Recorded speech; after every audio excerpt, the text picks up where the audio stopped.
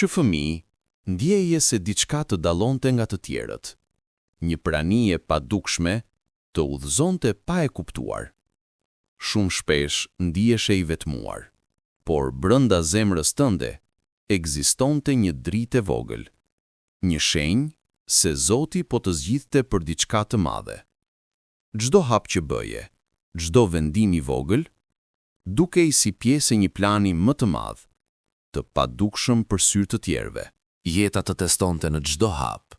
Problemet dhe vështirësitë dukeshin më të mëdha se fuqia jote, por diçka brenda teje të thoshte se çdo pengesë kishte një qëllim. Në momentet e vështira, ndjeje një forcë të brendshme që t'inkurajonte të vazhdoje. Kjo ishte drita e Zotit që të shoqëronte, një kujtesë e vazhdueshme se ti ishe zgjedhur për një rrugë të veçantë. Gjërat më të vogla filluan të merrnin kuptim të madh.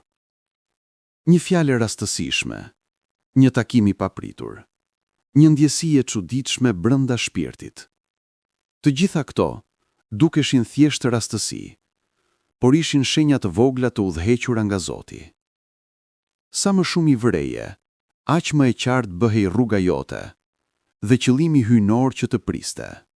Në momente të qeta, fillove të dëgjoje një zë të brendshëm, të butë, por të fuqishëm.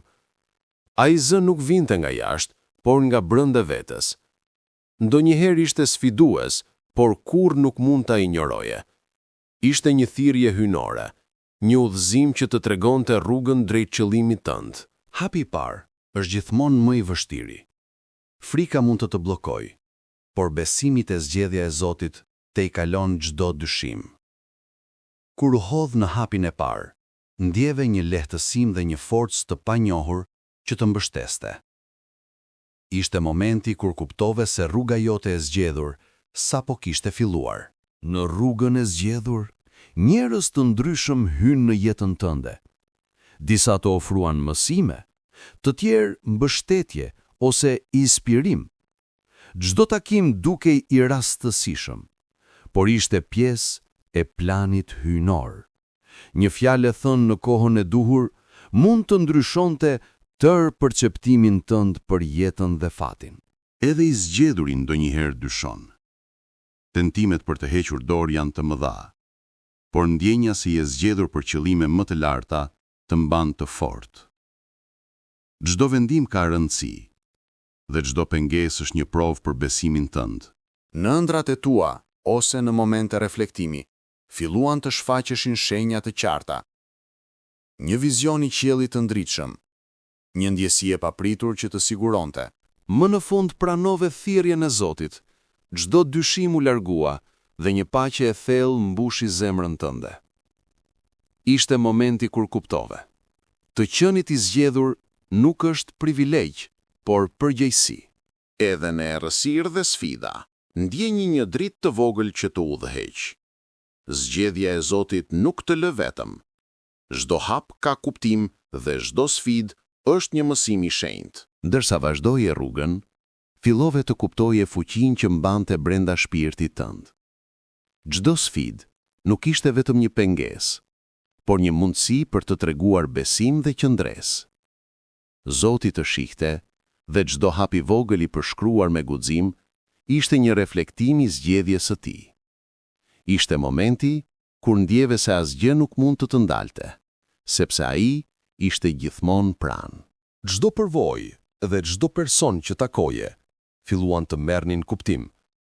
Ishte si një mozaik, ku çdo pjesë kishte vendin e saj. Tani, e kuptove se zgjedhja e Zotit nuk është thjesht një ndjenjë, por një rrugë drejt një qëllimi më të lartë.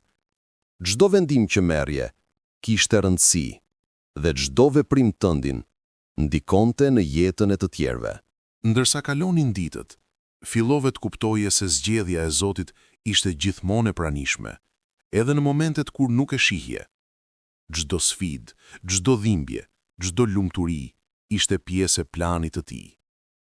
Ishte mësimi i pranimit dhe besimit të pafund në rrugën që ai kishte zgjedhur për ty. Tani ndihej qartë. Nuk ishte vetëm një rrugë e përkohshme, por një mision që do të ndikonte tek të tjerët. Çdo veprim, çdo fjalë dhe çdo vendim kishte një ndikim të thellë. Zoti të kishte zgjedhur për një qëllim të madh, dhe ti tashmë ishe gati për të përballuar çdo sfidë me besim dhe guxim. Edhe pse ke arritur shumë, rruga e zgjedhur nga Zoti nuk ka fund.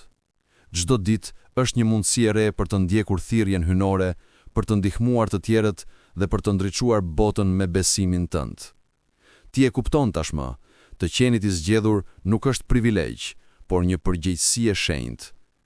Drita e Zotit do të udhëheqë gjithmonë hapat e tu.